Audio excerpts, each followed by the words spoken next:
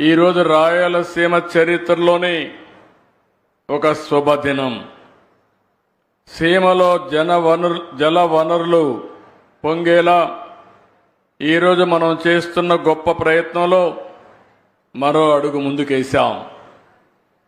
4 సార్లు సీఎం అయ్యాను, కానీ ఎన్నో కార్యక్రమాలు చేశాను.